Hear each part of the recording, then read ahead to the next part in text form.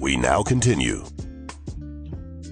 You have the distinct honor and reputation now of having been the first African-American owned automotive company to reach $1 billion in sales. $1 billion, that is with a B. Now, I have to qualify it right away when I say $1 billion. That $1 billion in sales is not $1 billion in profit. So I do not have $1 billion in my pocket.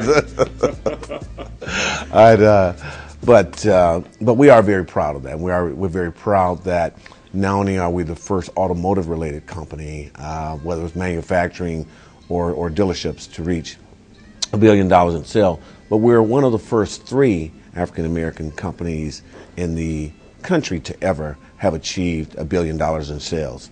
The first one was TLC Beatrice, and we all remember the famous Reggie Lewis, who was both a mentor of mine as well as a fraternity brother, and God bless him.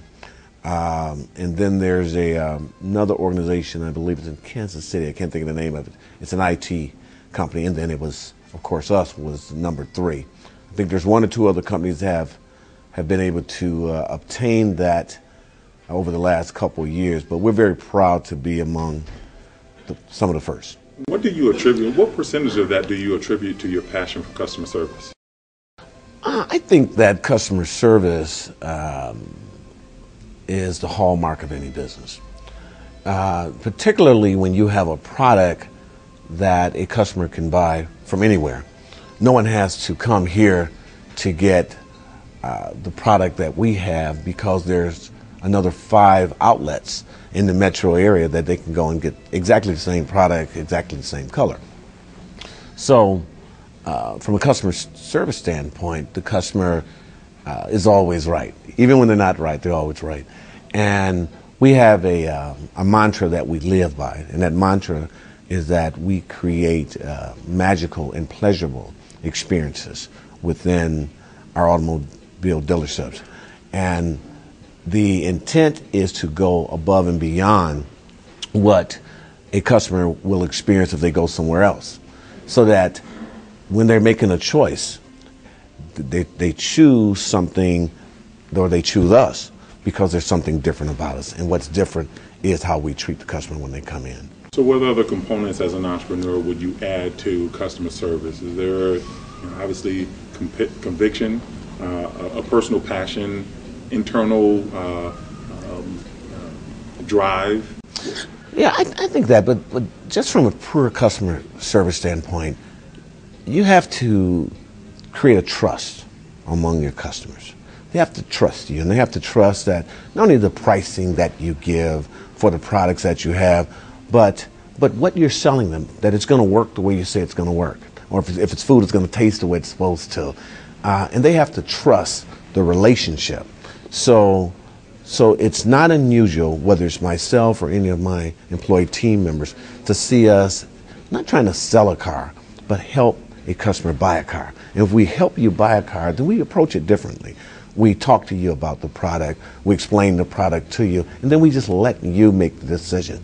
If we do that, an intelligent consumer would choose us, because the customer service aspect of it is that we're not trying to sell you a car, we're trying to help you buy one.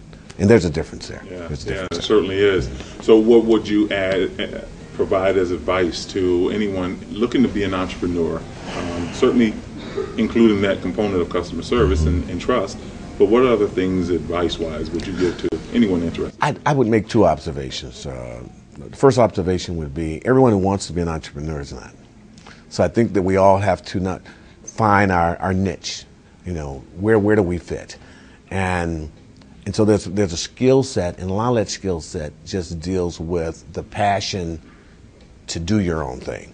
The passion because it's fun to you, and I think you have to start with that.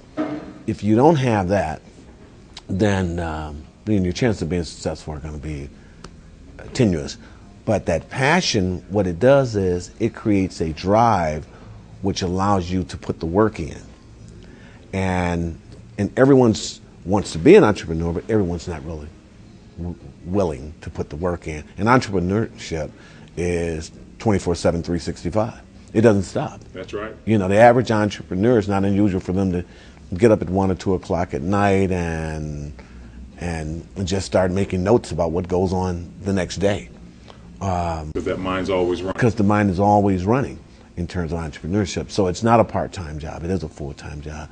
I would say hard work, but even more importantly, smart work. And certainly the customer service aspect of that. No matter what your product is, you've got to build trust with your customers, and that's the best thing that you can do. If you have trust, then you have customer service. Final thought then, as you look forward to the future for Greg Jackson, what does it look like? What's in it? My future is bright. I'm still a young man. That you are. I'm still a young man. And I'm proud to say I've got two wonderful children.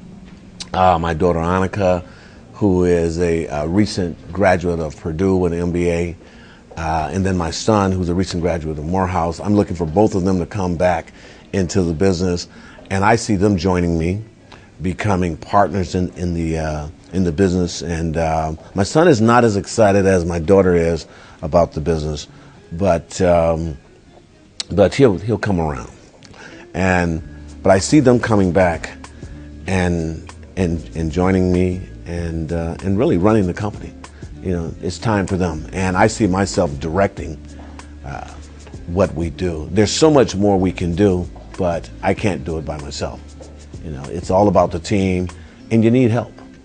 So this is also my cry to them when they watch this program to come on home. Daddy needs you. Well, I appreciate you very much. Thank you, and best of luck. I appreciate you so much also. Absolutely. All right. Thank you. Thank you.